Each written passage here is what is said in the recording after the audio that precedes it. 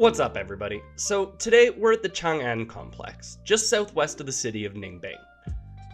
Easy to get to from Hanoi. Watch our previous video on Hang Mua to check out how to get here by bike. Let's get the tourism info out of the way at the top of the show so we can get to the interesting stuff. There's been a newly developed front area for the site in recent years. Park on one side of the road, get your tickets, 250k a head. Dogs and children under a meter are free. Head through this new hallway that leads under the road and you can't miss the way to the boats. You choose one of 3 tours and they'll have you wait until there are enough people looking for the same route. The boats take 4 passengers each, can be convinced to take 5, not recommended. All 3 options are great, you can't go wrong with whatever you pick, they all go to cool locations. But none of those locations in particular are going to be the focus of this video. Also, back in 2019, long before we started this channel, one of the interns on our team was contracted by the People's Committee of Ninh Binh Province Trang An Landscape Complex Management Board as an editor for the English language translation of the research and assessment of the total environmental impacts for carrying capacity for tourism activities in World Heritage and Cultural Heritage Trang An Landscape Complex, which just rolls off the tongue. So some parts might get a bit dry and statisticky, but we'll try our best to avoid that. Anyway, the main points of this video is to answer one main question. Why is Trang An so damn cool? Well, in 2014, Trang An was recognized as both a cultural and natural heritage site by UNESCO, the United Nations Educational, Scientific, and Cultural Organization. And all that can be said about the UN being basically useless, UNESCO is pretty rad. Anyway, the story starts long before 2014, so let's go back about 2014 years and then another, let's say 300 million years. We're in the late Carboniferous period. Plants are just starting to develop root systems that allow them to move further inland. Early reptile species are developing, but the name of the game for non-aquatic terrestrial life are insects. A big shout out to dinosaurpictures.com, by the way, researchers Scotese and Webster in particular. Almost everything from the Korean peninsula to the tip of southern Vietnam are underwater in a shallow sea at this point, and had been for the last 130 million years.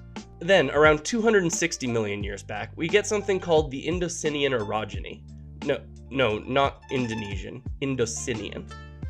This represented a series of microcontinents colliding in with the larger plate that the area sat on and caused something called tectonic uplifting, which you may be able to guess by the name is when a tectonic plate is shifted upward relative to the core of the Earth. I say the Earth because Mercury and Venus have but a single tectonic plate, and while Mars had multiple, their shifts having caused things like the Valles Marineris, Mars has since gone cold, leaving Earth as the final place we know of that has active plate tectonics, grinding all up on each other and hopping up and down. Anyway, that little divergence aside, the region remains in this process of tectonic uplifting, pushing 3 kilometers worth of limestone rock created by all the settling of sediments on that shallow seafloor for 130 million years upwards. Now, the actual science behind all of this is way beyond the capacity of this dog, and even some researchers and real geologist types don't fully agree on the effects of what happened next. But about 50 million years ago, the Indian subcontinent starts smashing into southern Asia, reversing the movement along the Red River fault line. It's important to point out here that there are 3 types of tectonic plate boundaries: divergent, convergent, and transform. The fault that runs along the Red River Basin is a transform boundary, and when this change in direction happened, it pushed the limestone of the Ninh Binh region upwards even faster. Now, limestone is a notoriously soft type of rock, being easily eroded away by weather, mostly rain and water flows, and this region has plenty of rain and flowing water. As this limestone shelf is pushed higher and higher, it's naturally worn away by millions of years of erosion into these massive, stunning karst mountain structures.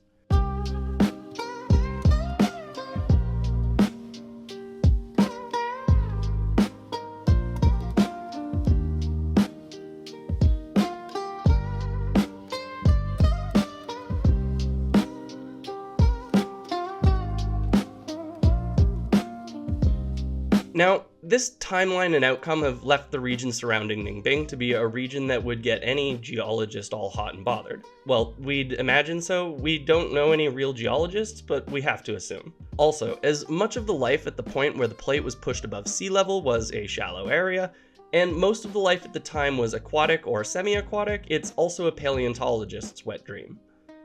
This is even better exemplified by nearby Cuc Phuong Park, Vietnam's first national park, which will absolutely get its own episode one day. All that being said, the real gold mine in Chang'an is for anthropological and archaeological research, or human history before we could write stuff down. We know that Homo sapiens were present in mainland Southeast Asia from somewhere between 68 and 86,000 years ago, as posited by this publication in the journal Nature, with way too many authors to cite individually back in 2023, focusing on findings from Laos. We know that humans populated this specific area for at least 30,000 years, but where things get more interesting is about 12 to 12,500 years ago. A team working in the Tungbing 1 cave within the Chang'an Complex, also known as TBH1, uncovered a body. Like, the body was 12,000 years old, they didn't find it 12,000 years ago, obviously.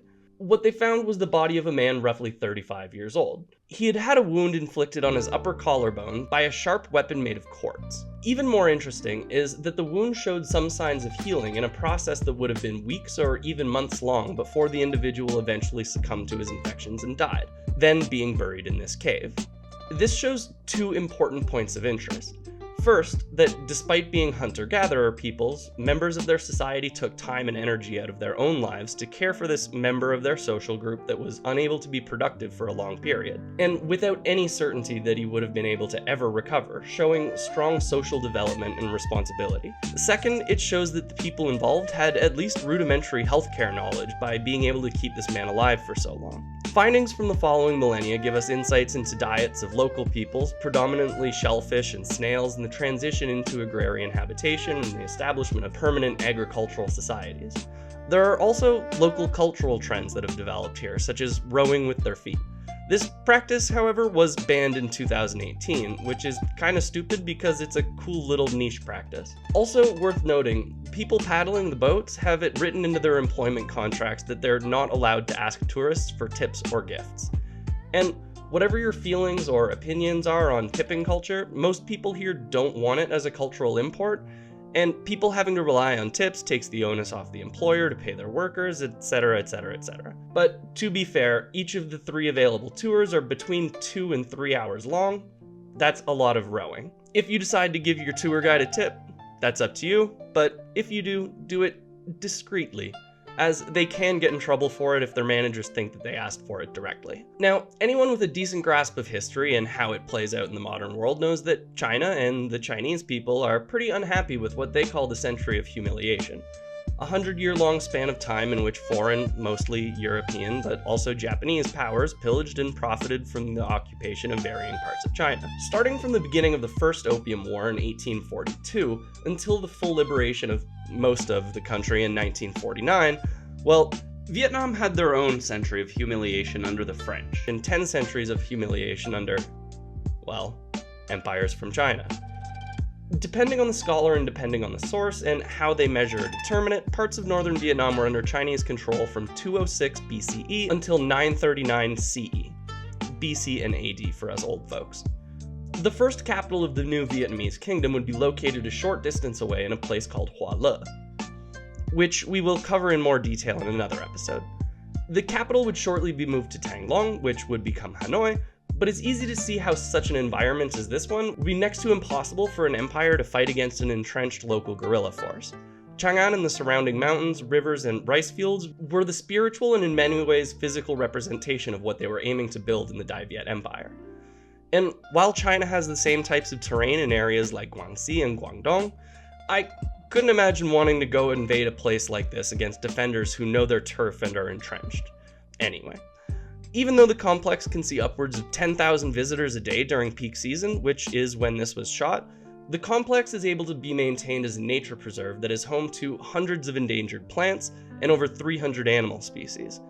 While we didn't see them this time, unfortunately, Chang'an is the only place outside of the nearby Van Long Nature Preserve that you can hope to see the Delacour's langur, Trachypithecus delacouri, just because it feels fun to say. This is a species of primate that, as of 2001, only had around 50 individuals left separating them from extinction. And there are now between 234 and 275 of these critters calling this jungle home now. And they look like they're wearing little white shorts, which is adorable. We were lucky enough to see a group of them on a previous trip, but with such tiny numbers, don't get your hopes up, sadly. not yet anyway. Now, we've covered a lot so far on the past of this place, so let's look into the present and future, because we're presented with the inescapable contradiction presented by the dialectical relationship between conservation and development. While this goes far beyond the tourism industry, that's what brought us here, so we'll start with that. As we mentioned before, Chang'an can see upwards of 10,000 visitors a day. This number is massive.